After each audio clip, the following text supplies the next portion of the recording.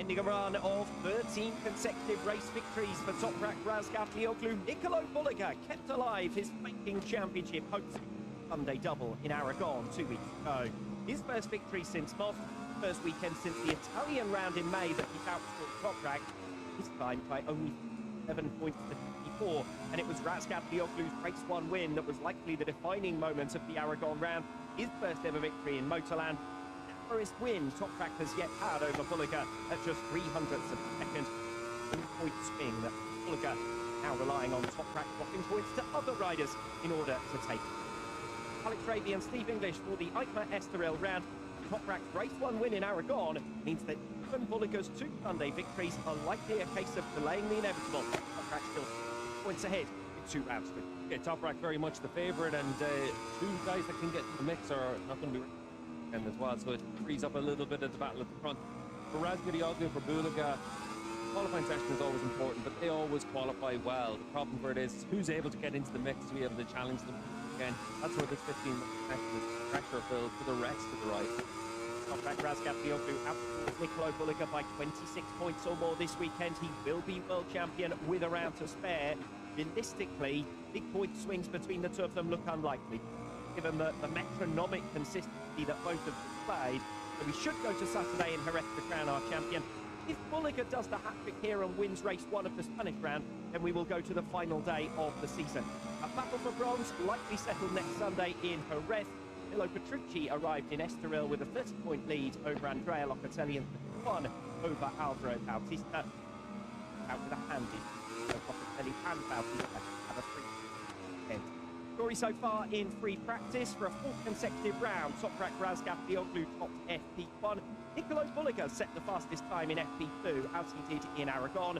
Toprak hit back with that record in free practice this morning. Start of paving here. He's already shown his race pace too, an incredible 17 laps in yesterday afternoon. Laps within 0.2 of a second of his fastest.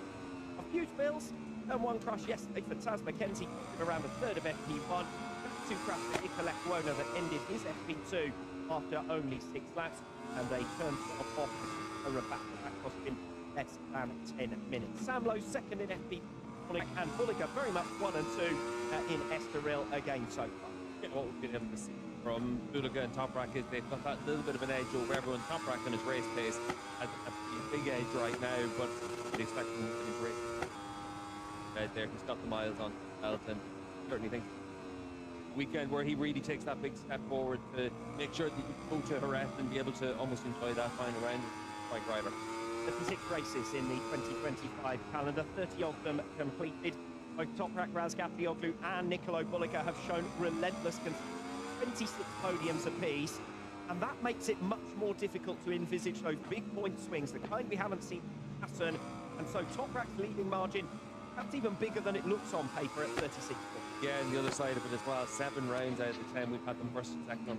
They've just had that edge over everyone else, and that's what gives both those riders that confidence. And realistically, for Razgatlioglu, he knew that last time out in Aragon wasn't the end of the world. He only gave up 3 points by being Bulliga lags behind on points that couldn't take full advantage of his strongest phase of the season. Left at 32 points on the table in Assen, probably 9 when he was innocent victim of a first turn incident in Misano.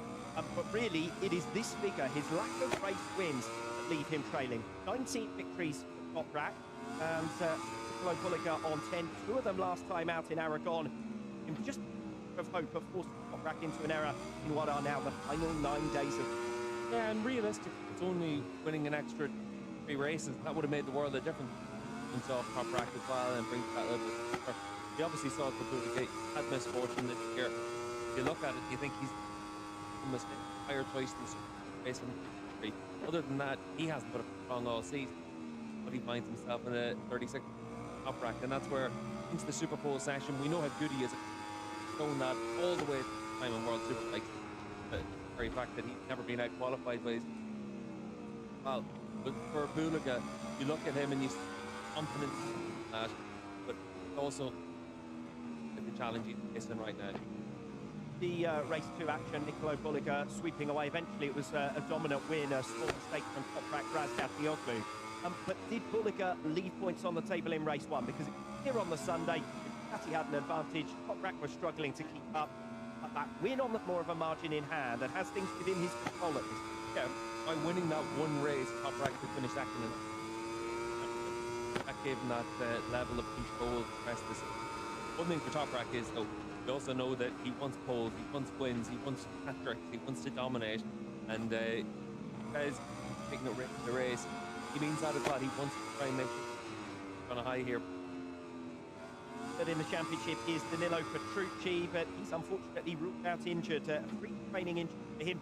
Petrucci broke a bone in his right hand after accidentally hitting a wall in the gym. Did ride 17 laps in FP1, but with first thing he has been declared unfit.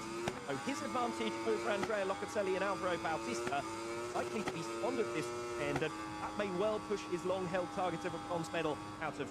Yeah, and when you look at he's been one that's been based around consistent as much as anything else. He's finished every race, he's been up there, thereabouts, and that's what's given him points and given him that third in the championship. But now with potential for surgery on Monday, starting to focus.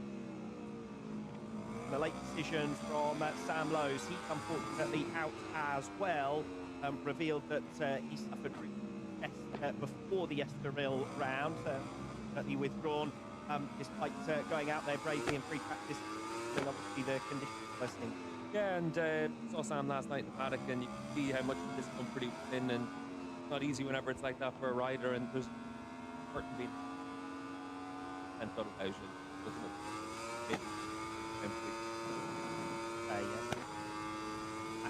Earlier on, but here. This is Andrea Locatelli. 1 point lead, as I've said, over Alvaro Bautista for him. But Locatelli's only had 4 podiums compared to 15 for Alvaro Bautista, the champion. So Locatelli's done well to stay in touch with Ducatis. The Yamaha seemingly inferior. But Locatelli's only had 1 top 6 finish at the last 2 rounds. And going to need to rediscover some of the speed he showed. At these rounds, Estoril and Jerez last year, the genuine rival, this man Alvaro Bautista for 3rd overall. Bautista's problem, non-scored in the last 7 races, and in that spell he lost 8 points to Petrucci and was particularly devastated with the race 1 crash in Aragon because like he might have lost control in that battle. Bit of good, obviously, with injury, and 2 Sunday podiums for Bautista in Motorland helped him recover 12 points. So there's a potential to make a lot more back this weekend in the absence of Petrucci for Alvaro Bautista. Yeah, exactly. And for Bautista, he's got a real chance to still come away with 3rd in the championship. And you spoke to him after the Aragon round. It was surprising just how much that meant for him to be able to finish off the tenure with the Ruta team. That third position in the World Championship, and that after that is smoothed somewhat by that Petrucci. 6 previous stagings of the Estoril round, including of the last 5 years, and the pole positions have been shared in that spell between Toprak, Razgat, Fiocco and Jonathan Reyes. You can see Toprak in 2020, that was with Yamaha. Last year on the BMW as well, in 1 and 22. Ducati never on pole here. They have qualified 2nd though with riders, and ending that up this morning. Conditions pole here last season, but better last 10. All new lineups for BMW and for Honda in 2026, announced in the Aragon round. Danilo Petrucci, third rider, reveals the German manufacturer, and Miguel Oliveira will join him next season. Oliveira, a world number 2 in Moto2, 9th in the 2020 MotoGP World Championship, and a qualifying for winner. His 4th, I have to say, in the last 3 seasons. A bit of a coup for WorldSBK as well. Iker Lecuona making his way out onto track and making his return from injury this weekend. 70 days, a surgery, a wedding, and a new factory contract with Peloton Park Brad. Lecuona will move on to the Uber.it team next season. Surprised perhaps he will come back to them. I think that obviously for Lecuona, the injury mounted up in one, but it also had his test right from the get-go at the end of the year. But for Lecuona, good opportunity to round off his time with Honda. It's been an up and down 4 years. We've seen lots of speed, lots of potential out there. And hopefully for him, he's able to put together something in this qualifying session the fastest lap we've had so far this weekend, 35.2 from Razgadioglu, a new lap record. Will be deep into the 34s in the Superpole section. So for Lekona and the other riders, it's about trying to give yourself something on that first lap to be able to use as a bit of a banker. Yeke unveiled straight after the Aragon round as the replacement for Jonathan Ray at Yamaha for 2026. Yeke released by Honda after but have yielded so far 585 points and a podium at the 2023 Indonesian round. HRC will bring in Jake Dixon and Untitled Chapter on the MotoGP paddock for WorldSBK next season. They're up in the championship for Leon Haslam in 2018. 7 seasons Moto2, 21 podiums in wins in the last 5 years. Chapter, the Asian Talent Cup winner, won 2 Moto2 Grand Prix. Moto 6 points. A clean start for both of those riders. Getting a good change for them as well to have that chance to move on to what potentially a good superbike as well. The Honda has a lot of potential. They're trying to put structures in place around it, and I think that that's where it's going to be interesting to Erhe and for Lecco next year when the much more stable team and a very different environment. Lap record of dead from Toprak Razgadioglu in FP3 earlier on today, a 1 minute 35.202. The qualifying tyre is available in Estoril this weekend. What the riders can do with it here as Toprak Razgadioglu immediately smashes that time at the fastest of the weekend so far, a 1 minute 34.743 for Toprak. Bassani crossed the line behind him at 1:35.5. Watch out for the likes of Alvaro Bautista and Nicolo Bolliger a little bit further back on the track. Bautista was actually up after sector 1, has lost some ground in sector 2, and meanwhile Nicolo Bolliger still up at the halfway mark on his first climb. And we've got a lot of potential for faster times as well, but the top rack sector times lower than he went. Also, we'll obviously see Bolliger throw in a really fast time right from the start as well. Exist holds it by a 6/10 of a second margin over Toprak Razgadioglu at the Aragon round. It's the pole of the season. Now only one down on Toprak, second in the Superpole award. Line front row starts in round in 2025 for Bolliger.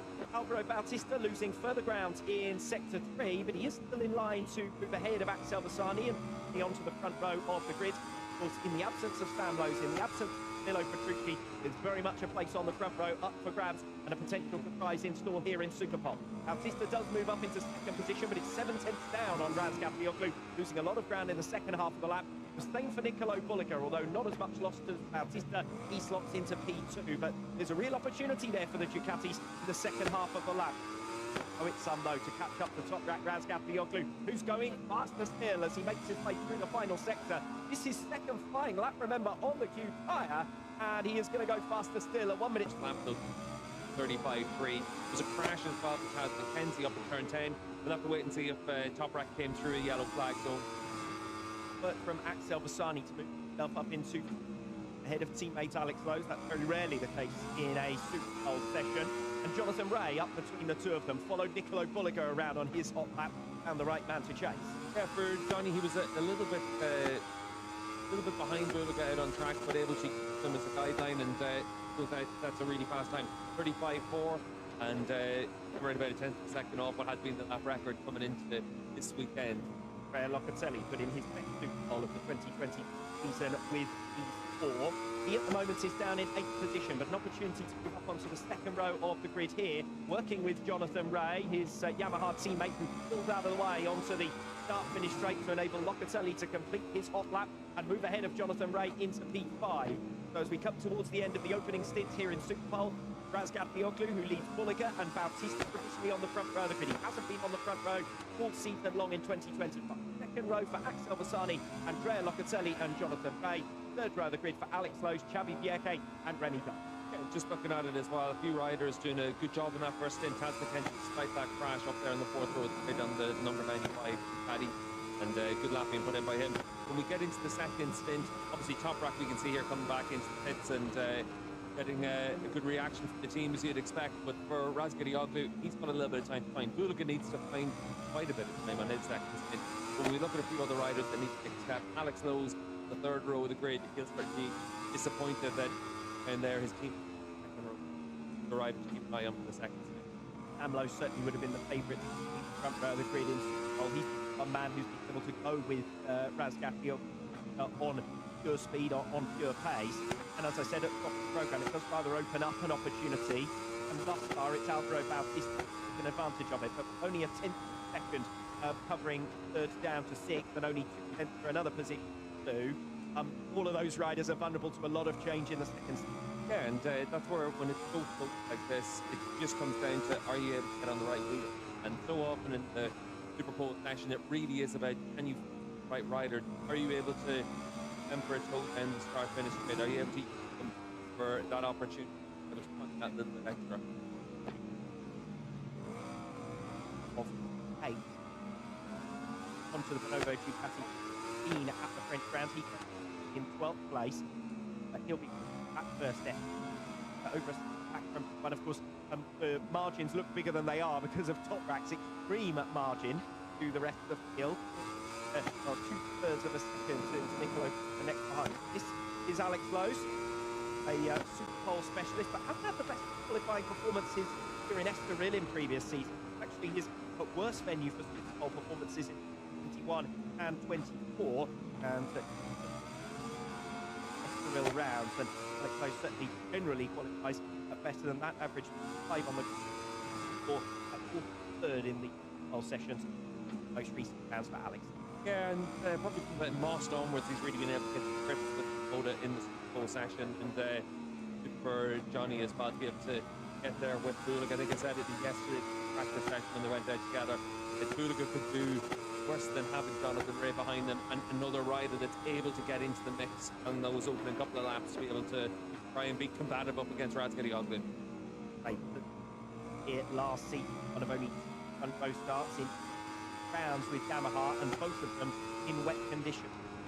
Finally seems to be getting to that package. We know how well he went here in Estoril a year ago.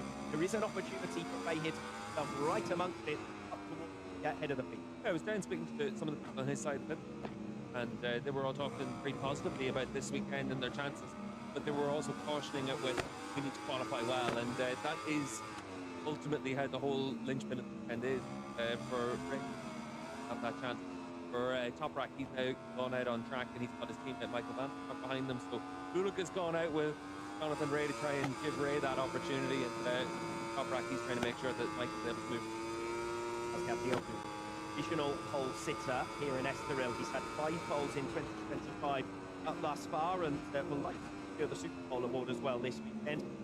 Run of 3 consecutive poles brought to an end at the Aragon round last time out, but still 12 consecutive front row starts, and a very impressive qualifying effort in the opening stint from Toprak Razgari, who leads the way. Nicolo Bulaga among the first riders to start their second stint here. On a big gap to bridge of almost 7/10 of a second. Bulaga's the fastest rider in the first sector, so don't be surprised if people have the red sector in sector 1. It's sector 2 and 3 where Razgari has a bit of an edge. Yeah, we saw Bautista up in sector 1 as well. Something of a surprise, because Toprak usually goes well through the opening sector, particularly the heavy braking in turn 1. It just seems this is the part of the track where the Ducati's working well. This is the area where the BMW seems to find a little more as well, as we ride on board with Jonathan Ray. You can just Ray losing that little bit of contact now with Bulaga on their first flying lap. A 10th of a second in the first sector, and it's going to be another couple of 10ths of a second at the halfway stage. Bulaga is on the grid here last season, actually his worst Superpole result to date. One of only 2 times he's qualified off the front row in his 2 WorldSBK seasons, but chasing a pole position here this morning. 5,000ths of a second down at the halfway mark on his first lap of his second stint. It's a personal best in the second sector for Bulaga, but not a big jump compared to where he was on his previous lap. He's found time though in sector 3, fastest time of all in sector 3. Opportunity here then for Nicolo Bulaga, a 10th of a second up after completing sectors. The biggest problem is the final sector on his first stint. He was a lot slower than Razgari. He needs to find 3 or 4 tenths compared to Toprak there, but looks a lot tidier this lap. Well, we know from the Superpole race last season that Bulaga can get off that final turn. Drag race to the line then, 134.669 to beat. Led by Toprak Razgari in his opening stint. Nicolo Bulliga comes across the line, and it is provisional pole by a tenth of a second for Nicolo Bulliga, a 1:34.549. But Toprak Razgatlioglu answers back in the opening sector of his second stint. Yeah, Toprak up by a tenth of a second in sector one, and finding that time just about to come through onto the back straight. So Razgatlioglu looks, he's got a pretty clear track in front of him as he came past our commentary box. And Nicolo Bulliga's lap time there overshadowing Jonathan Ray's effort to get himself up provisionally onto the front row of the grid. He's got a lot of competition, though, to hold on to it. Alvaro Bautista, most notably, Andrea Locatelli as well. Don't sleep on Alex Lowe's. And Remy Gardner having a good lap here. Now, Gardner put in a good lap in free practice 3 earlier on today as well. Yeah, Remy inside the top 3 rows of the grid. If Yamaha are able to come away with 3 bikes up inside the top 9, they've done well. Toprak, though, he's doing well on this lap, up by 2/10 of a second into that final sector. And is Remy Gardner. Here at his first Estoril round last year. It was his first Superpole of the 2020 campaign. It's looking like being his best in 2025. He crosses the line fractionally further than Jonathan Ray. It's P4 from Remy Gardner. That does raise a round of applause from his team GRT. It's all about Toprak Razgatlioglu, 2/10 of a second up after 3 completed sectors. Bulliga has taken top spot from Razgatlioglu. Razgatlioglu answers back at 1:34.203. 3/10 of a second faster than Bulliga's time. Alvaro Bautista moves up onto the front row of the grid. Yerke had gone P3. Alex Lowe's bettered that. Bautista goes faster still, and this is a golden opportunity now for Alvaro Bautista. Yeah, Ray Gardner and Locatelli on the Yamaha all never relegated down to 7th, 8th, 9th position. 6th, 7th and 8th as Toprak tries to keep going. He's a 10th of a second down in sector 1. We saw he was able to do 2 laps on his first stint, but down by a 10th in the first sector. Alvaro Bautista currently 3. Remember, 6th on the grid last time out in Aragon, and that was his best since Cremona. And chasing first front row start of the season was Pete brought the Australian and the Italian round. That's as good as it's got for him in Superpole in 2025 thus far. So obviously Sam Lowe's is absent, Danilo Petrucci's absent. Certainly helps the cause of Alvaro Bautista. He went faster in his second stint than he did in his first, and he snapped back that P3. Yeah, really good to see from Alvaro. Really important as well. Obviously, he's fighting it out for 3rd in the championship. Petrucci isn't here, so it should be it for Alvaro, where he's able just to focus on his own job this rather than thinking about that 3rd championship. Axel Bassani losing a little bit of ground in sector 3. He's particularly on the 3rd row of the grid, 5 places behind teammate Alex Lowe's, and Bassani's challenge would have been to try and get onto the 2nd row of the grid. The rider behind us wants to keep an eye on Ryan Vickers on course for a really good lap, and we know how motivated Ryan is after everything that's happened this weekend with confirmation that he won't be on the motocross bike next year. Yes, yesterday to me, expecting to announce his plans for 2026 in the coming days after his split from Moto Corsa, and he crosses the line there to go P11, so 4th row of the grid for Ryan Vickers. Time for one more lap. Those riders, the checkered flag just going out now, and that's the end of the session. On for Jonathan Ray to improve here as well as he follows Nicolo Bulliga around off the final turn. The two of them are going to go side by side. Ray was up on his personal best after sector 3. Will Jonathan Ray improve? No. He loses ground in the final sector, remains in P6. Good for Johnny, though. 2nd row of the grid means that into turn 1, we know the Yamaha gets off the line well. We know that Ray's going to give himself that chance to be aggressive in turn 1, and that'll be his opportunity to pick off some place. You can see there a little bit of communication between the 65 and the 11 there. Thumbs up from Bulliga, and Johnny just giving his appreciation as well. Yeah, Jonathan Ray in P6 on the grid, and that will be only the 2nd time this season qualified as well as the 2nd row of the grid. 8th last time out at the Aragon round, so I think Ray will be pleased with that. An opportunity to go at the front in those early laps. Now, we did see in free practice that there was a significant drop-off for Ray around lap 8 onwards. Certainly the first 6-7 laps, and when you think about the Superpole race tomorrow as well, the opportunity is there for Jonathan. Yeah, it really is, and just when you look at the times here as well, Xavi Vieira just coming around, he's not going to improve his time, but a 1/3 of a second between Toprak and Bulliga, and then another 6/10 back to Bautista, and then it's really close for half a second, taking you down all the way to 5th row of the grid. But Bulliga and Razgatlioglu have a very clear advantage here in terms of the right pace. So your conditions on the grid for race 1 this afternoon and tomorrow morning's Superpole race. Toprak Razgatlioglu takes pole by 3/10 of a second over Nicolo Bulliga. Alvaro Bautista on the front row of the grid for the first time this season. 2nd row of the grid for Alex Lowe's, P4 on the promoter. Xavi Yerke, P5. That's a result as far as Bjerke is concerned, and in fact matches of a grid position. Set P5 in Cremona earlier on at this campaign. Third time in 2025 that he's qualified as well as the second row of the grid. Jonathan Ray completes row 2. Tony Gardner and Freya Locatelli. Elbasani, third row of the grid. A shame for Andrea Iannone to find himself only down in P10. I expect somewhat more on the basis of his... Yeah, I think for Iannone, when you look at what he was able to do in the morning session, his class second fastest, but it's... Well, that's because we saw it for Jonathan Ray's lap, the importance of being with the right rider at the right time to be able to get your fast lap times. Okay. Pre-round, so that will be worst Superpole performance since Donington Park, where he qualified down in start this donated at Live Island. Only one round where we absolute best, but leaving Phillip Island, we thought, wow, Iannone's a potential championship contender. He should be none of that. Yeah, for Iannone, some flashes season like the Cremona and the great defensive ride that try and hold on to a top 5 spot, but more often than not, Andrea has been the fact that everyone expected. He's obviously frustrated with the situation and very vocal about that as well. And ultimately, if you're on an independent team, it is just more difficult out there. And I think struggle to be able to find the moments that, or if you look at some of the other independent caddy riders, have found that balance. Obviously, we can't read too much into the results over a fine lap, but Niccolo Bulliger, and not least because Niccolo Bulliger 6 tenths of a second faster over a single lap in Aragon, and then Toprak goes away and wins race 1 later on the same day.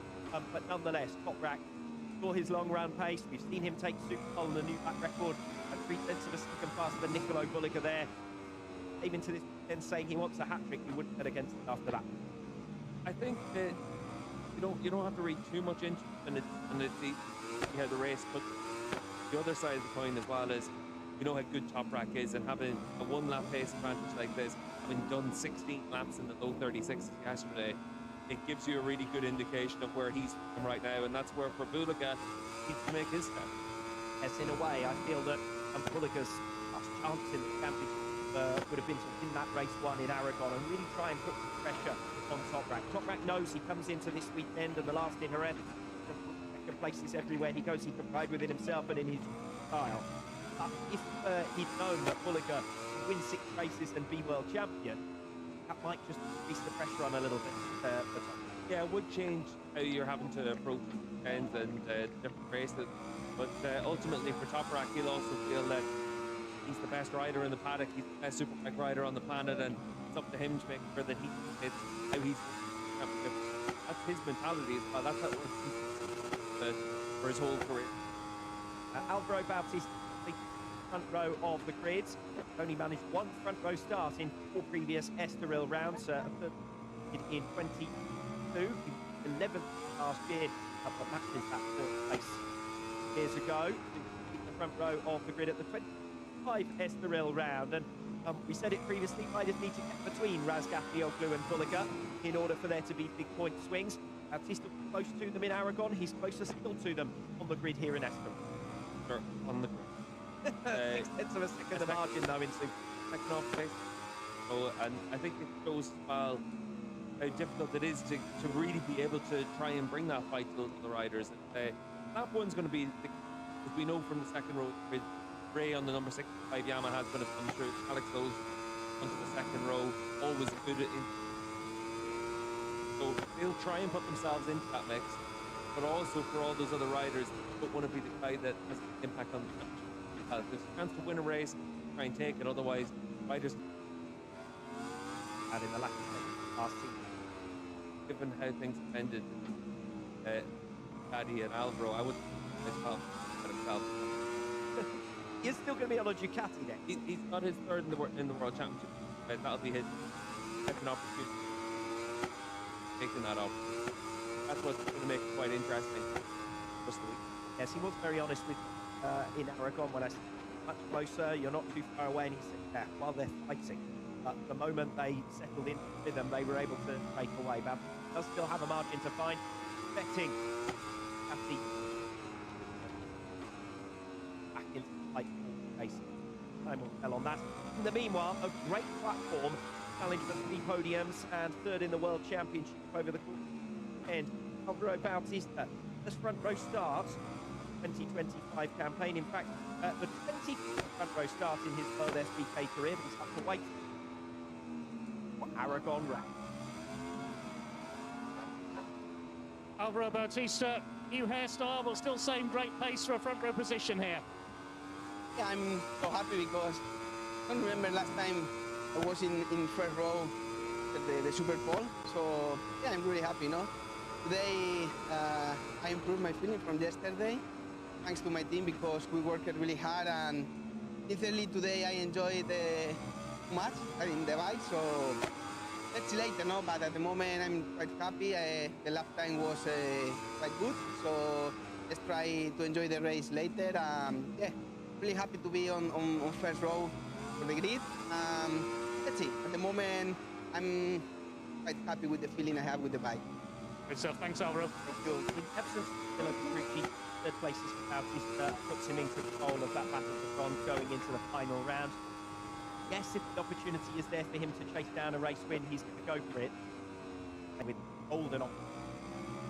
Yeah, and I kind of think with Petrucci looking like he's going to go on for the night on Monday, it's unlikely we're going to see him in Jerez, or at least at his best in Jerez. So this is really Alvaro now, and it's a case of pressure's been taken off him to big extent, and hopefully he's able to just go out and have a chance to be able to fight at the front. And we know that Bautista gets better and better as the weekend goes on. At least now he's got a good qualifying position for the Superpole race as well. Oh, but race 1 podium on target. Meanwhile, Bauti's then up on the front row of the grid. It's 2nd place today for Nicolo Bulliger, 3rd consecutive front row, 19th. Nicolo Bulliger, P2 on the grid. A good battle there in Superpole. Yeah, my lap was not so bad, but Toprak even much faster, so congratulations to him and BMW. I hope to improve a little bit for the race, and then we will see. Okay, thanks, Nicolo. In reality, Toprak, Bulliger, they traded first of much of this season, and when they're both on the front row of the grid, nothing major won or lost for race.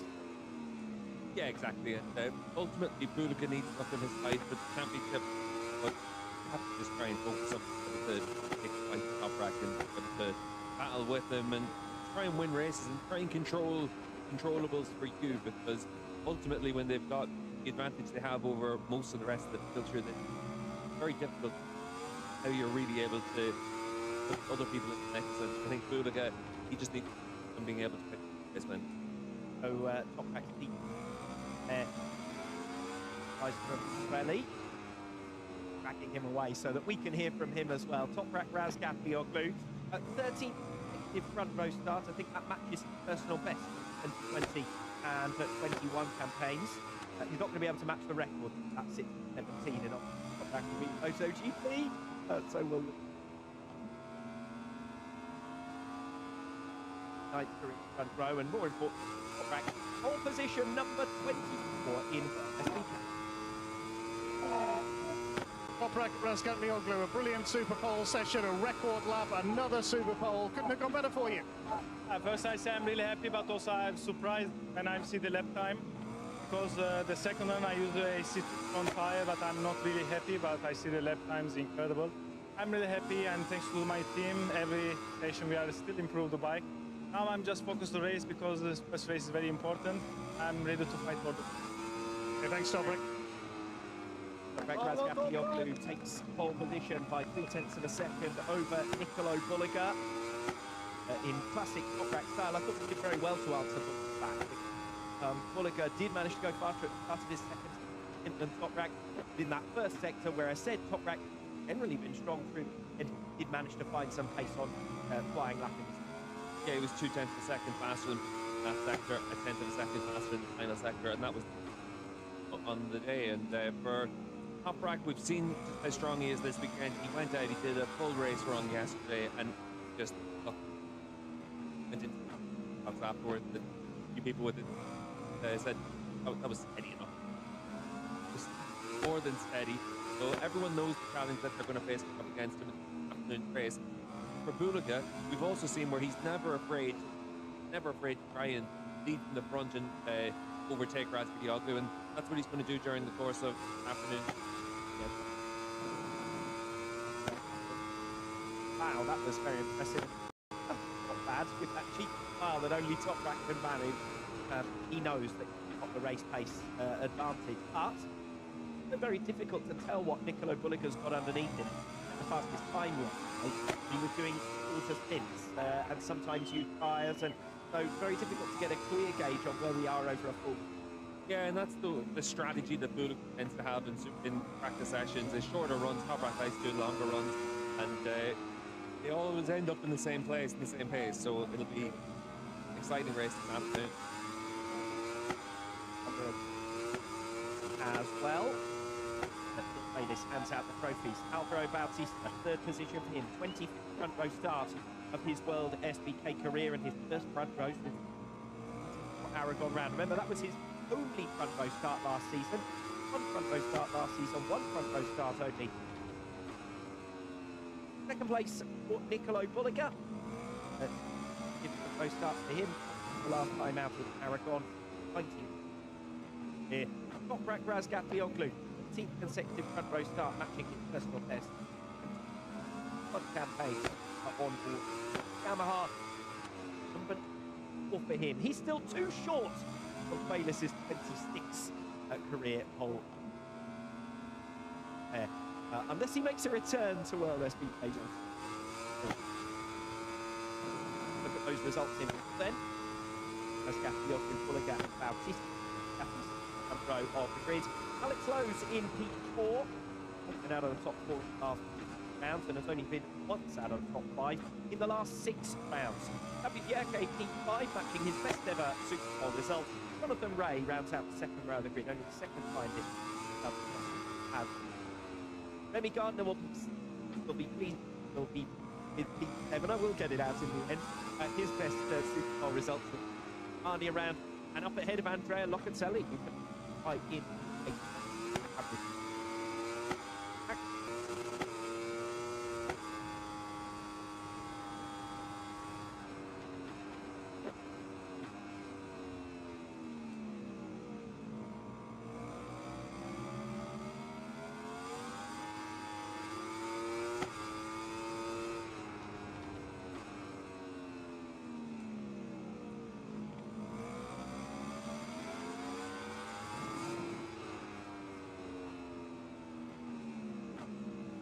Well, that's all for now. We'll be back in around 2 hours' time and building up for race 1 here in Estoril.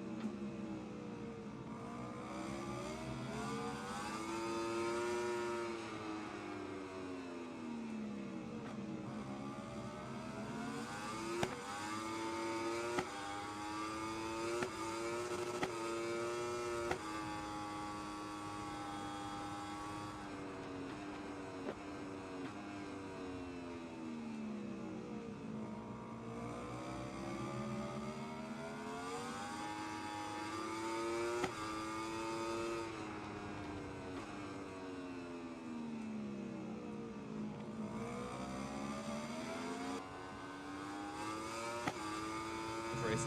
There is a reminder of 5 available in each race, so we're still on the board. A lot of work to do down on, and there is barely out of Stefano Manzi needs it, makes it now and the end. Still nerves in the Tenkate pit box. First opportunity to wrap up the Riders World Championship. Race 1 of the 2025 BLU Estoril round. It's underway. Not a good start from Valentin de Bees. Chance that he gets swallowed up here in the run down to turn 1. Watch for Stefano Manzi further back on the standard racing line as they head towards turn 1. He's already got clear of Tom Buffemos, challenging Philip Hurtle. I think is in 6th place at present, so Manzi already from 13th on the grid and up to 7th. Yeah, said he'd be up into the top 6 on the first lap. We almost did it into that first. To 7th. Yeah, said he'd be up into the top 6 on the first lap. We almost did it into that first corner as you see Hurtle attack Schroeder, and Manzi's going to be able to take advantage of that. So Manzi now into position and challenging Philip Hurtle. Contact on 5th place. There is a touch on the change of direction. Philip Hurtle holding station for the moment. And that's the challenge around this track, because those lines do converge together whenever you're wide in one section. It brings the track back into it. Myers passes Valentin de Bees. Third, the rivals for 5th place in the World Championship. Ben Schneider after he and Nebia Krista parted ways for the final 2 rounds. Back-to-back this weekend in Estoril and Jerez. Canon Chu on the opening lap ahead of Alberto Camara. Myers in third, then it's the Bees.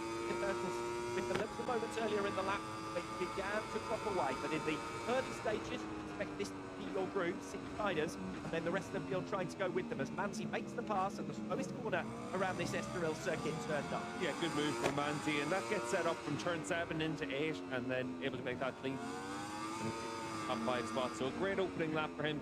Job done on lap 1, and now he needs to make sure he's able to dig in and just try and see what he can do against Anju. Manzi right down in 10th position. He waited up towards the front by the end of the opening lap. This is more impressive. Stefano Manzi into P5. We've got 3.5 in those top 5 positions. Yeah, but look, Ducati, it's got more top speed. The change for the regulations this weekend, and sorry, last weekend in Aragon, meant that the Yamaha's lost a little bit of that top end power. They've been down the speed traps all the way through this weekend. That means Valentin de Bees P4 on the Ducati has a real chance to be able to pick up another race win. The back, Jaume Macià stayed inside those. Tom Buffemos directly behind him is coming back at him now. A good work though from Jaume Macià, 15th grid. Tom Buffemos and Macià on that opening lap has got ahead of Buffemos but try and challenge for that 3rd place in the World Championship. Sure it is who now leads on lap 2 ahead of Canon Chu. Myers with a bit of a moment there, but gets the bike stopped. The Bees and fellow countryman behind him, and then Stefano Manzi rounding out a looking top 5. Philip Hurtle behind him in 6th. In just the background of the shot, Roberto Garcia leading a secondary group. Now he's 9/10 of a second behind Philip Hurtle. So needs to get his head down and do some chasing here. Doesn't know he'll bring shots at Macià. De Rosa is now between Macià and Buffemos. That's important in the context of the battle for bronze. Arakasoto to Alcova up into points. That's really good going considering his lowly Superpole performance down in P4. Alcova up into Marvelous rounding out as things stand. Yeah, and good opening lap field for lap.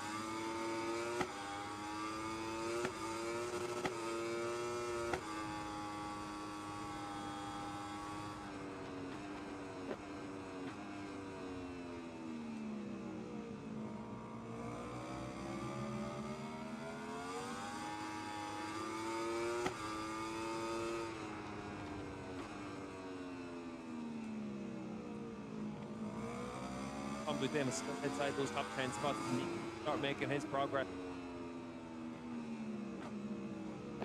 rather than open. And for Manzi, he was making sure he wasn't going to give up the opportunity not to do it.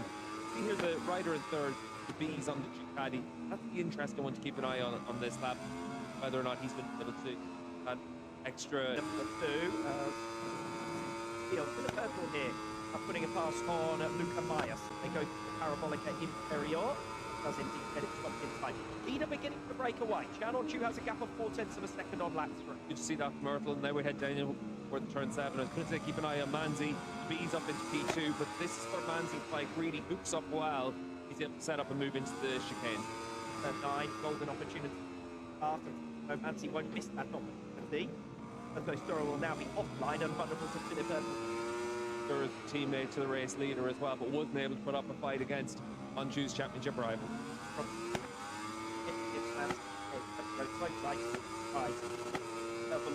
A lot of ground. Estoril will have one eye in this group that at the moment is riders, and in fact Garcia has now joined the back of them as well. Santa B's race winner for the first time, last time out in Aragon. Through on Chan Onchu in the run towards turn 1 on lap number 4. Onchu back at him on the brakes. That's good from Chan Onchu, but it does show he'll be there for Valentin de Bees to make his passing down the start finish. He's through then in towards turn 3 as well, so just showing he's going to try and make those as this Onchu fights back, and this Chan has to ride it as well, because you can see that the group is punching up. The big reason for that is that at the top speed down that straight. He's standing up on shoot now as well. That's good work from him through that turn 4. And the Bees hit to the front again. They've changed times already, just early stages of this lap 4. And this is going to go on for a while, you fancy. Just a bit did at the start of the weekend in Motorland 2 weeks ago. And this time there's a bigger group with them. Anzi right with them. Ertl, Sturra, Myers, Garcia's now joined the group, as has Masia. We've seen Manzi on the 62 bike able to attack those last couple of laps up in top chicane. Let's see if he's able to do the same on Onchu. Bad news for Amos. The leader, over second behind Jaume Masia, and in a secondary group that's come well and from this group. Stefano Manzi makes his move on Chan Onchu, now up into second position. Yeah, and the other thing as well for Booth Amos further down is Masia is at the back of this group and just pulling away from Amos for all important points. Last time around, what then has brought the likes of Masia through as well. Garcia will be about to move in turn 1 on Luca Myers for 6 on shoot against Manzi.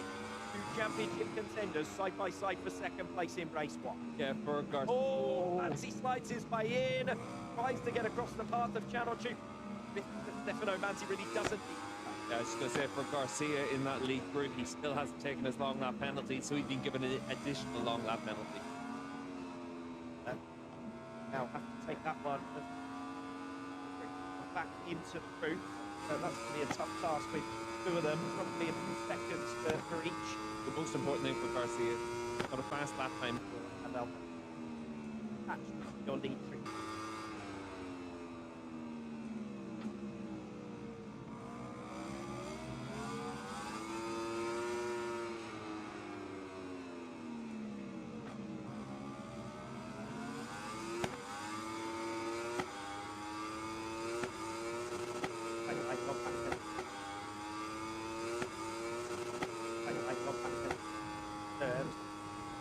Lap 2 behind well.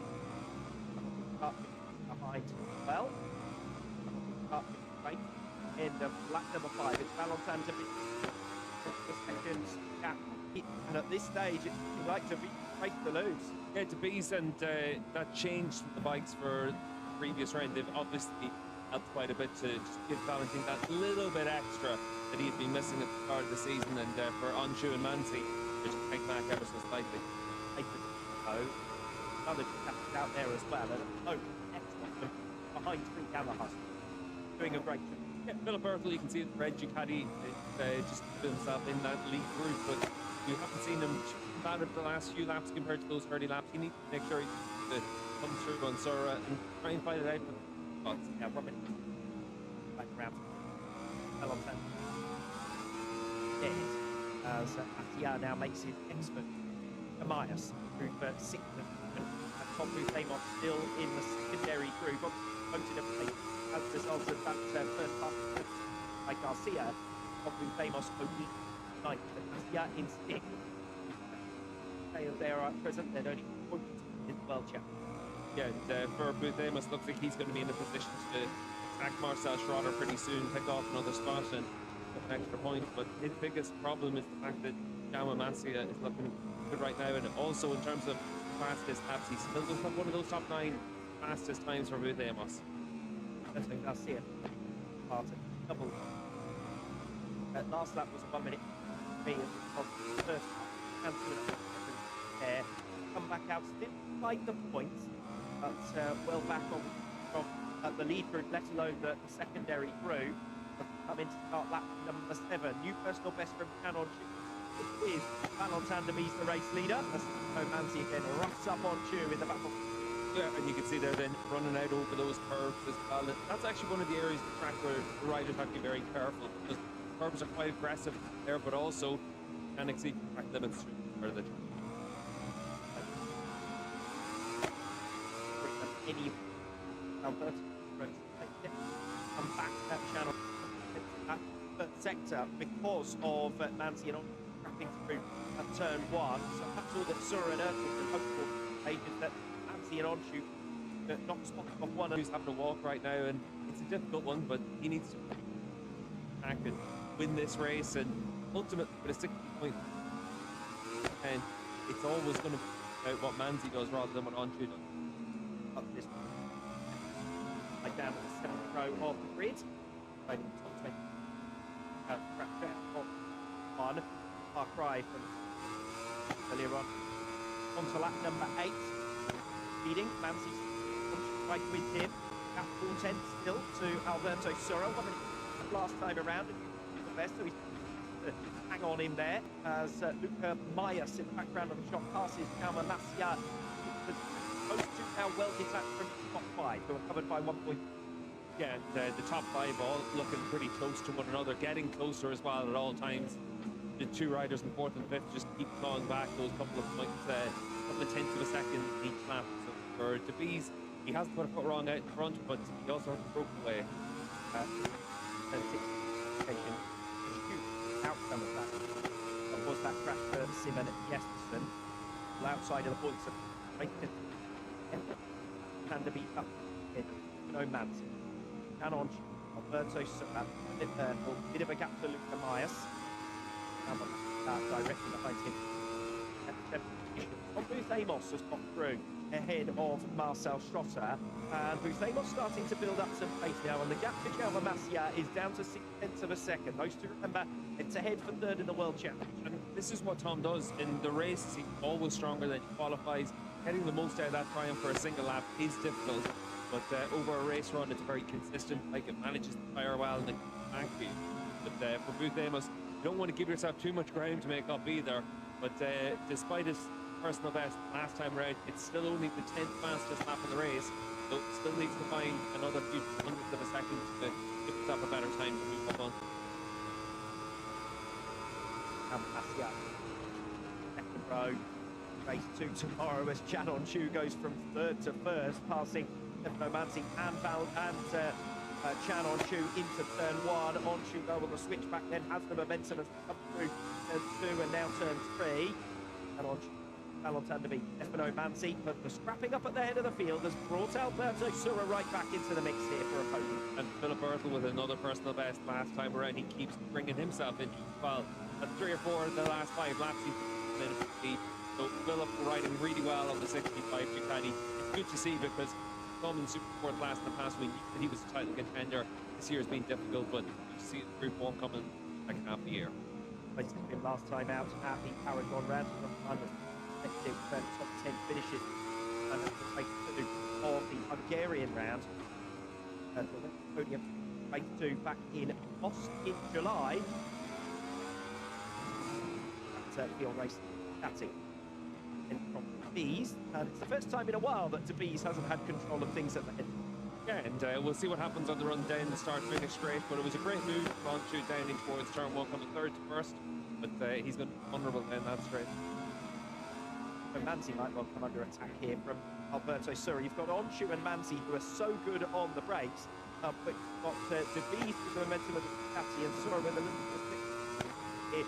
They come off the final turns. They come at number 9 and half race distance. Debise already alongside Onshu on the exit of that final turn.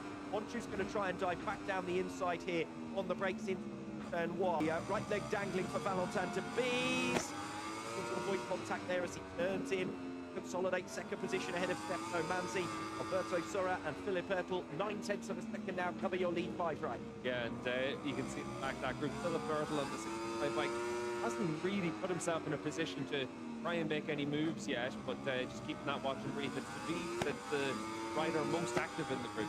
Scored them in the wide shot previously. Tom Bufamos ahead of Jaume Macias. That change the 7th position, and an important one for Bufamos. That is his direct rival in the battle bronze. Macias got any tool to answer back in the second half of this race one. The Bees makes his move on Onchu. And in the Evan Brothers pit box, every time Onchu is in close with another rider, they must be holding their breath, because it only takes the Bees to lose the front while he's passing Chan Onchu. It only takes Stefano Manzi to collect him, and suddenly the championship could be settled right here and now. Marcel Schott, a real shame for him, because he was good just outside of the top 10 positions, and he has come down, and it's been a miserable recent run for Schott. Done with some points on the boards. His race ends as lap number 10.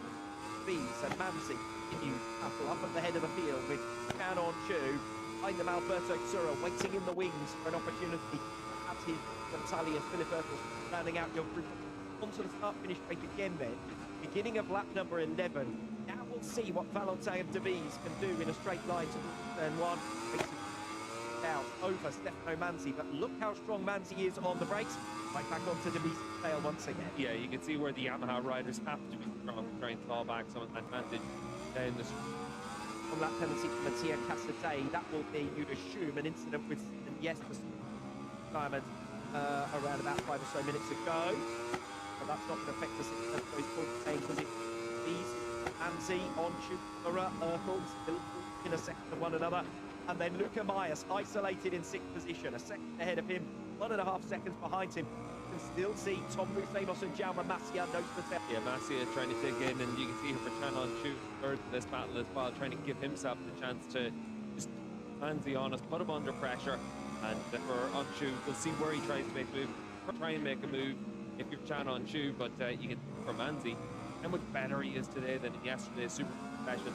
Really big step forward being made by the Tenkate team, and Manzi's getting the most out of it. That's a little bit wide as they make their way through turns 7 and 8, and it will open the door. It cost him a little bit of ground to your podium trio. De Bees, Manzi, Onchu breaking away ever so slightly on this lap 11 from Alberto Sura behind. Yeah, and behind them as well, Luca Myers pulled back 4/10 of a second last time around. The gap's under a second now. It's those small mistakes from Sura, and Ertl not taking advantage of it. It brings him closer and closer to them. Number 12 now, inside of Stefano Manzi. World Championship in play in Super Sport. They're going to go 3 abreast into turn 1, and Onchu's going to go from 3rd to 1st. Bees trying to get the cut back now to cover against Manzi, but it does look as though all of these riders are pretty matched at this stage. Yeah, and you can see just the difference for the Yamahas compared to what it was before Aragon. They're having to ride much more aggressive into those break-ins, trying to make their moves on the brakes into the corners, and just trying to catch the Bees a little bit unawares in other places. But it's good to be able to see for fourth class like we've seen all season. We do have that variety at the front. We've got different bikes, we've got different manufacturers up there, and everyone's able to find a way next gen rules to get them out. Opening sector helps Alberto Sura make up a points in a second on the podium trio. Ahead of him, Chan Onchu, right there by Stefano Manzi from Onstein on lap number 12. Valentin de Bees behind them. Sura and Philip Ertl getting in a little bit of momentum as well. Yeah, Ertl did a job just behind them as well. Tom Bufamos, a 7th spot ahead of Jaume Macias. He's put in a lap now that's one of the 9 fastest laps of the race. That means that he's going to be up there on those front 3 rows in this too. This is a dropping chance. Makes back another sector of this lap number 12, so stick right with him. I'm no doubt hoping to strike in the latter stages, but that does tend to be when Bufamos is at his best. Main speed here for Jaume Macias. Yeah, it's a real struggle, and the tactics in a battle like that are really important. The big Jaume Macias can't really make a thing down the end. 5 riders by just over a second. And, well, in fact, by 6/10 of a second as they cross the line to start lap number 13. 3 abreast again into turn 1 to beat them. the turn on, she's pretty there.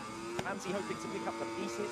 Locals come through on Alberto Surra, so first in that top 5, and the first time that Philip Erkel has been within striking distance of those podium. Yeah, we saw Philip come through at turn 6 a few laps ago and then immediately lost position back to Surra. That's where the next half lap comes. Victory able to get that fourth spot, try and go after it.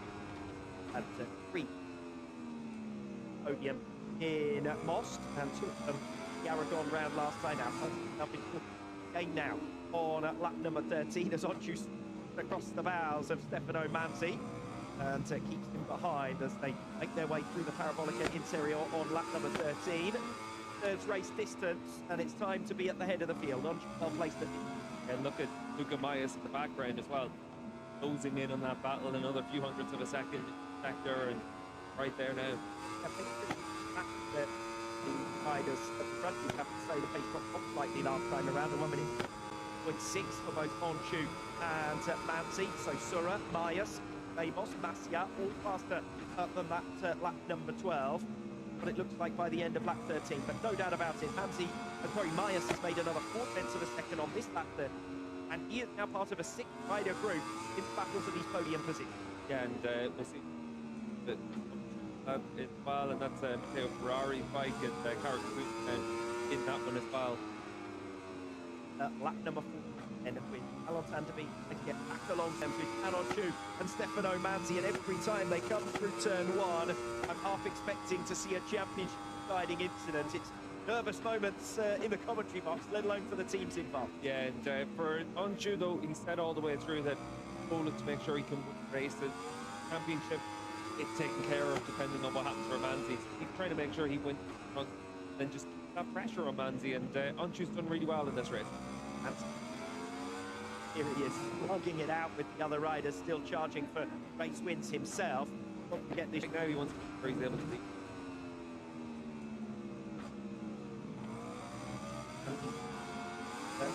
Nora and Mayas. Right on the tail of Alberto Surra here in the battle for 5th position.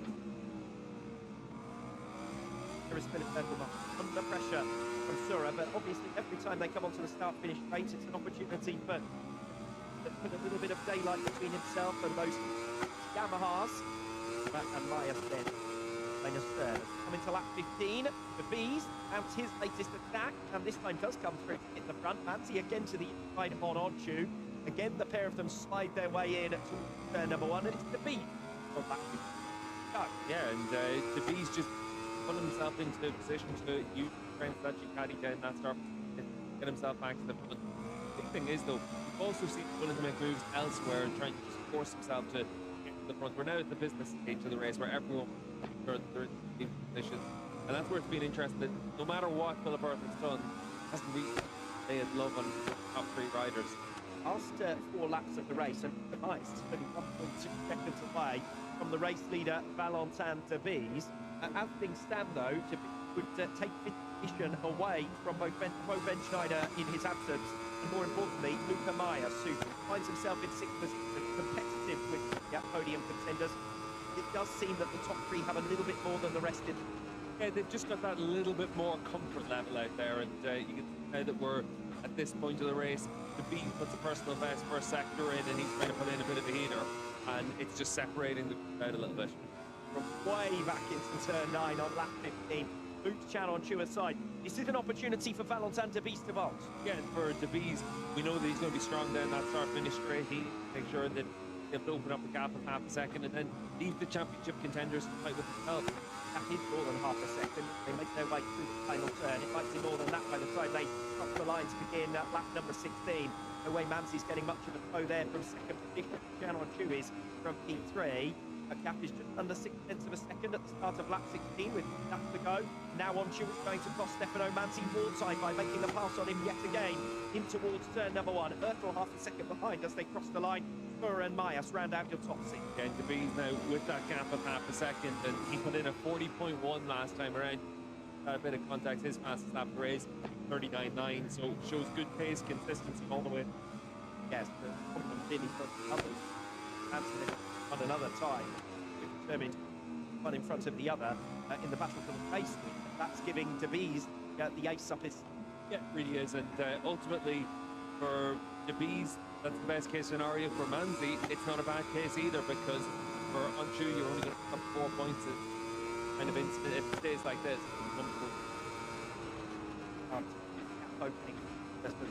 Opening third and fourth. Hill Surra with Luca Myers all over his case. That's Tom Booth Amos. Booth Amos down from 7th position, and then to give Jaume Masia a massive leg up in the context of the battle for bronze in this 2025 World Championship. And that looks good at turn 6, and that means he's going to rejoin down in about 23rd, 24th spot. So for Tom Booth Amos, that's a massive moment in his fight with Jaume Masia, but ultimately for at least it has happened. Oh, he's still Jaume Masia, the man who stands to benefit, trailing Tom Booth Amos. He now moves up into 8th from Jeremy Alcoba right with him as well as we come in to lap 17. So Alcoba is in front of Jaume Masia. Make our way back through number 1 once again. So De Bees, Honshu, Anzi, bit of a gap to Ertl. As for at the head of the field, De Bees managing that half a second advantage, going really well at this. Yeah, but you can see on this lap, Honshu's been able to claw back a little bit at the start of the lap, and looks to be pulled back for 2/10 of a second now. So De Bees isn't going to have it easy last lap and a half. No, I've tracked the margin. Honshu believes Stefano Manzi in this. Manzi says podiums are good enough now for me to take this World Championship. I think that it's just where Honshu's been able just to find that little bit of time. Manzi's not settling, put it that way. You can see from how he's riding at this stage, he's pushing hard. He still knows that if he wants to give himself the best chance to be able to win the championship, it's still just to follow Honshu home in this one, and then tomorrow and could be all wrapped up. Exactly that. If things will stay as they are at present, the margin is 20-50 at the end of the day tomorrow. He's way to do that. Finish directly behind Chan Honshu out on track. Ultimate lap. Doesn't look as though Honshu is making in enough ground. Challenge Valentin underneath him now. Honshu is beginning to push the edge of the envelope. See if there's an opportunity. Final lap for him to close down Valentin De Bees. But all the while, we remind you, 1 lap to go in this race 1. If Honshu crashes out of the points and Manzi holds on for a podium, he will be world champion with 3 races to spare.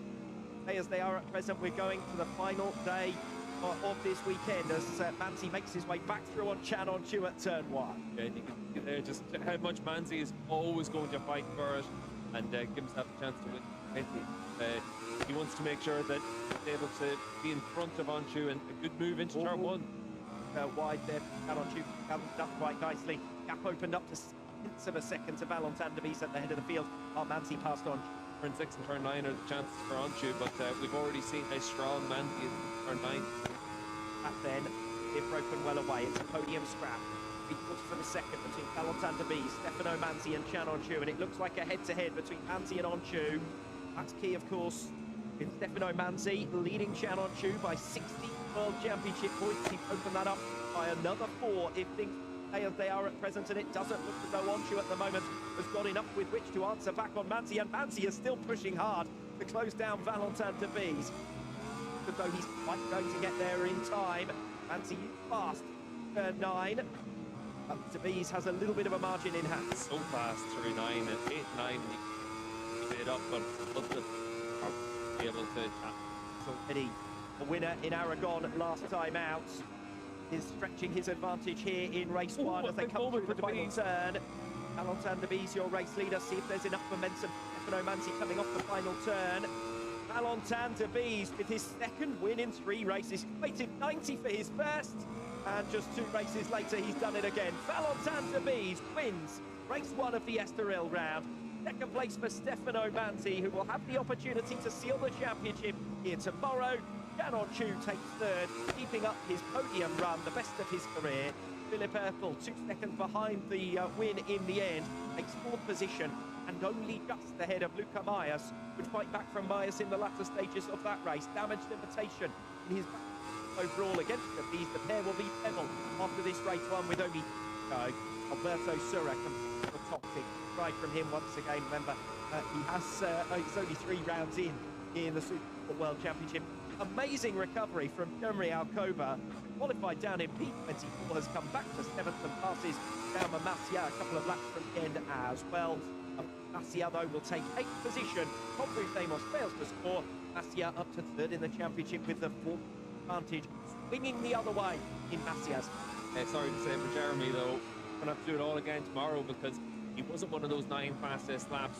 Garcia, DeBees and Onchu will be our front row tomorrow, but great ride while both come back like that. I think that last corner, it looked like DeBees had a bit of a wobble on the front over the bumps, and it pushed him wide, and he really gas up the bike trying to make sure he could exit that final corner well, but good ride and able to pick that up. Valentine to be race winner ahead of Nancy and Chan On Chu.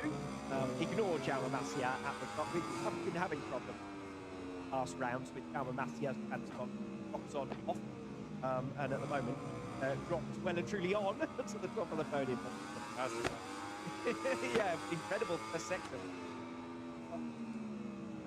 So Valentin de Bees does it again, and as I said, long wait for the podium, but something's clicked there, aided by the limitation Yamaha from last round, but take nothing away from De Bees and comfortably clear of Philippa.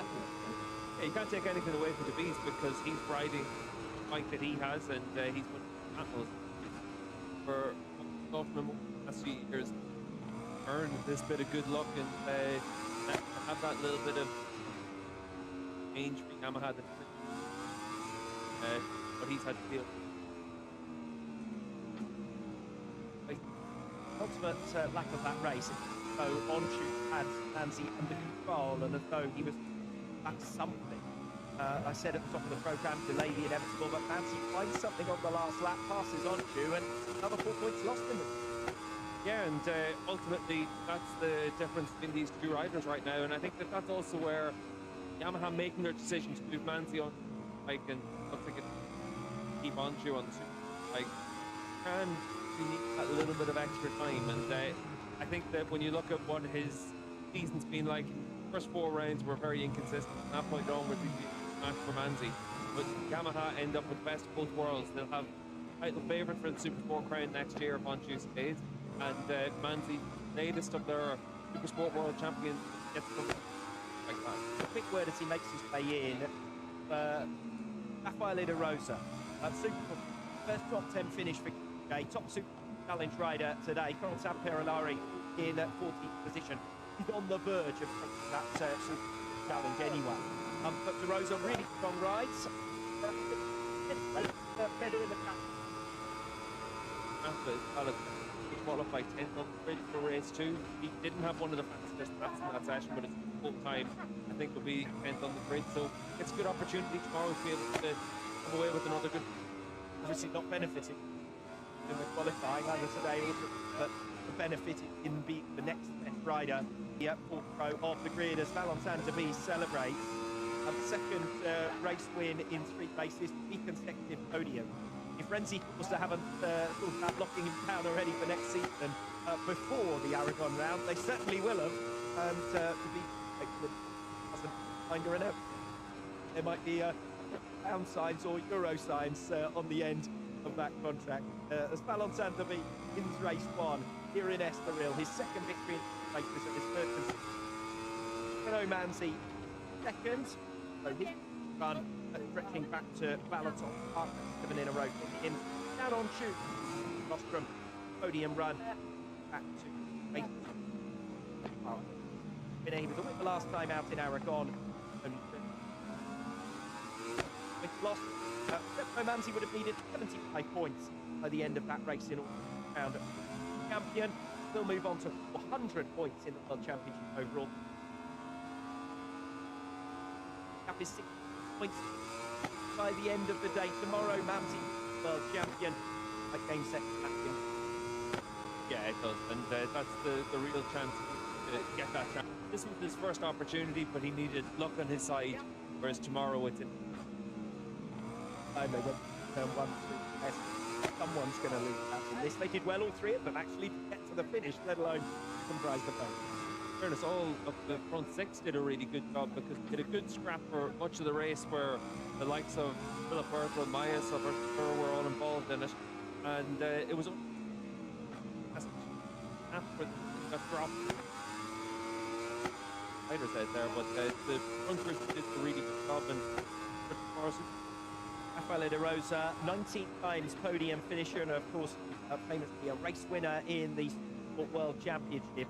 But this ninth position is going to feel sweet to him because it's a big commitment and a step into the unknown to move on to a new project with QJ Factory.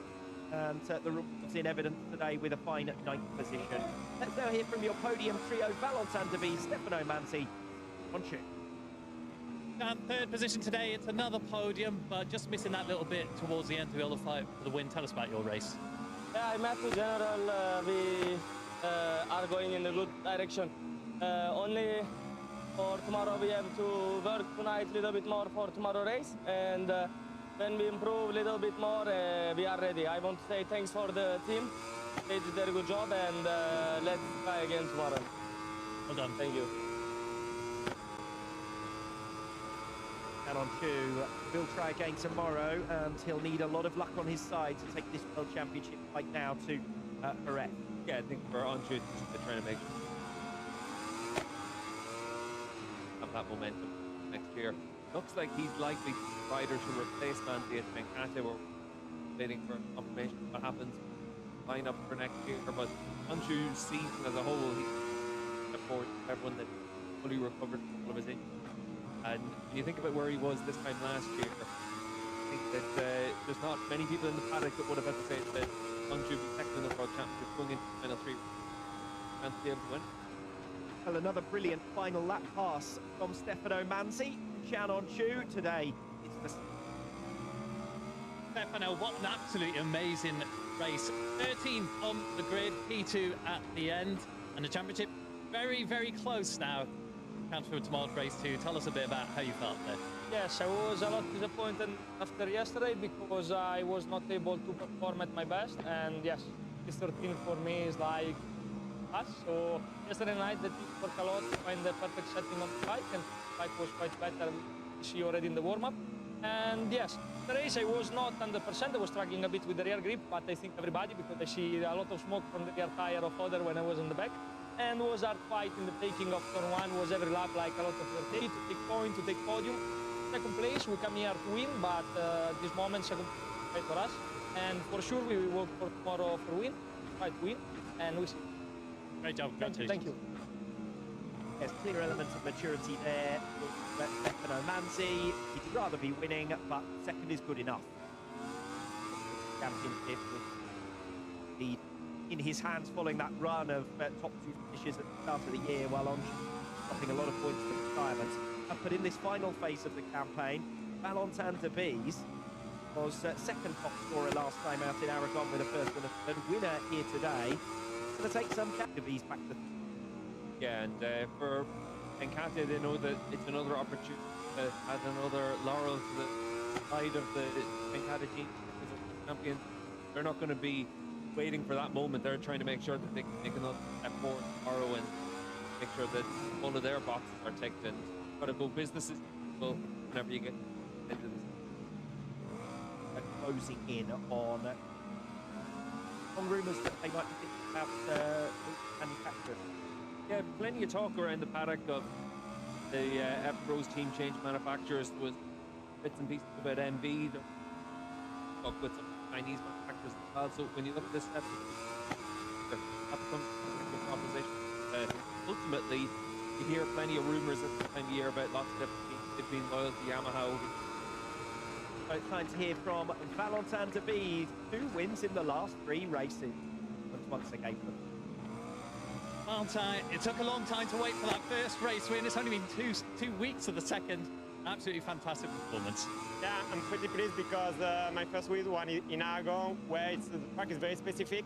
And here it's very specific, but the completely opposite. So struggled a bit yesterday morning, struggled a bit this morning again, but we made some change overnight, and this morning didn't feel comfortable, but I talked to the team and I said this bike is going to be good with the heat of the afternoon. And on a sighting lap, I pushed very hard, and And I saw straight away the bike was very comfortable, so I say, don't touch nothing, I go with this one, and from the first lap I was able to push. I saw I could probably pull away at some point, and then they were fighting, so I kind of stay in the back, and they were braking so hard in the first turn, I couldn't do nothing. And at the end, I saw the pace was very slowing down, and I felt much more comfortable, so I decided to went in the front and push like crazy into the YouTube channel with his post-race analysis. And fair comment from him there. Everyone wants to get that on their count, but to then be able to do it like at a very different, it underlines it, making the difference with other Ducatis much further down the road. Yeah, exactly. And it's been great to be able to see his return to form last year. Rider that had to have the hard yards. Nice to be able to championship race back up into 5th in the championship standings as well, and that's a fair reflection for his season. Points-wise, about right, thrown away a lot of points trying to give himself a chance of race win, and that was his target coming into this year. Being able to meet able to win for he's next year. He's still got races left this year at Valley. Well, let's take a look at your top 9 on the grid for tomorrow. So Roberto Garcia it is takes pole. He qualified P11, remember, has long lap penalties that neutralised him. Valentin Bees alongside him too, so makes up a lap. Down on tube the front row of it. Second row of the grid, Alberto Sura, top 2 places second. Stefano Manzi for him, up from on the grid. Purtle again will round out row 2, and then row 3 with Jaume Macià about 7th on the grid. Then the Macià climbs from, so a lot of places there. On Booth Amos from 10th to 8th, so a couple of change. Amaya rounds out.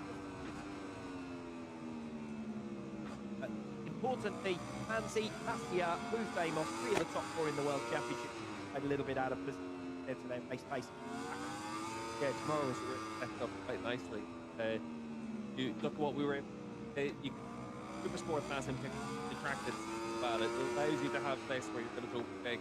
And I thought that lap at on-shoot speeds, great places for almost every corner for the first half of the lap, the perfect place for Aston. That sets up nicely for tomorrow's race. Podium trio, who very often were separated by a matter of running down into turn 1.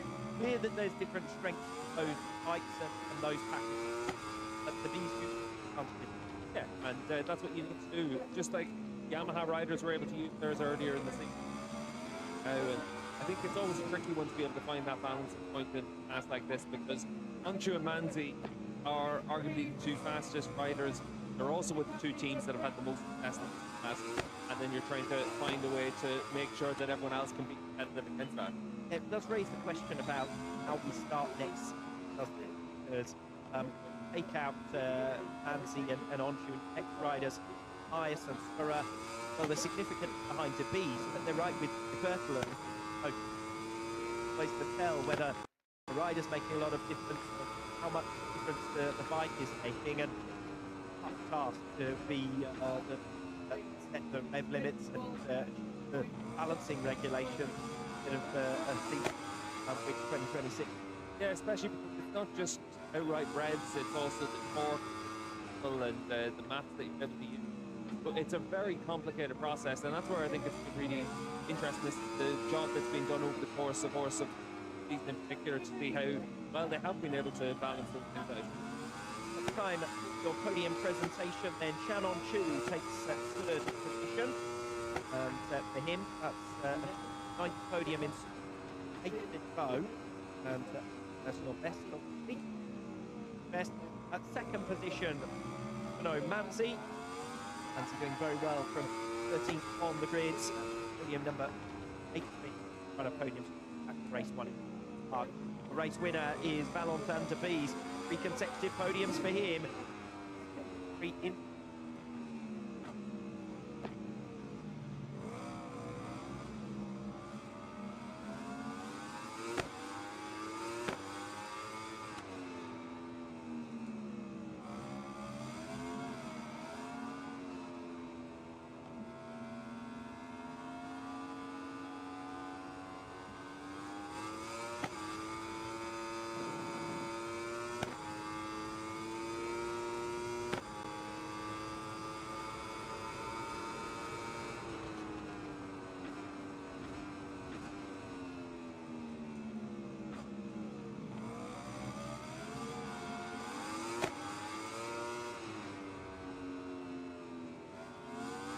Alexander Beat obliges. He gave his thanks there to Renzi in his interview down with Anthony.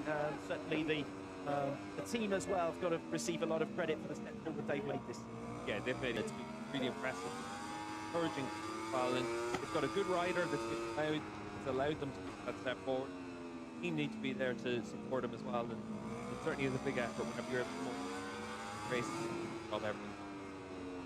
Today, battles the third and fifth in the championship.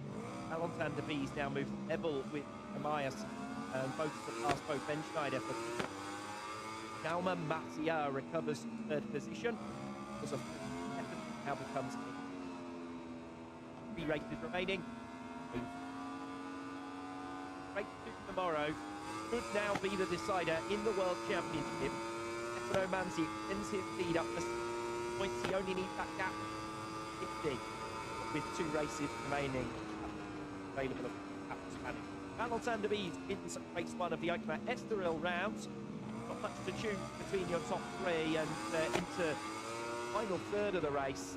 So had Philip Berthel, Luca Myers, Alberto Sura close. They finished both scraps covered by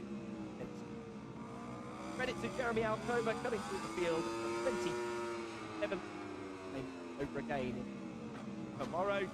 Jaume Macia important in 8th. Old school back.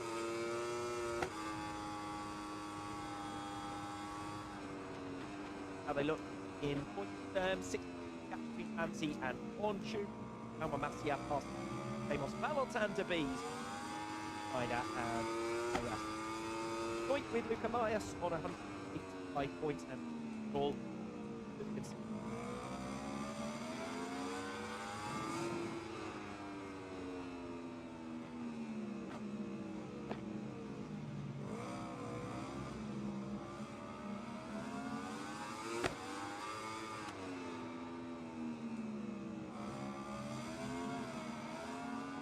Manufacturers' Championship already wrapped up, of course, in favour of Yamaha, but it's another classy race victory.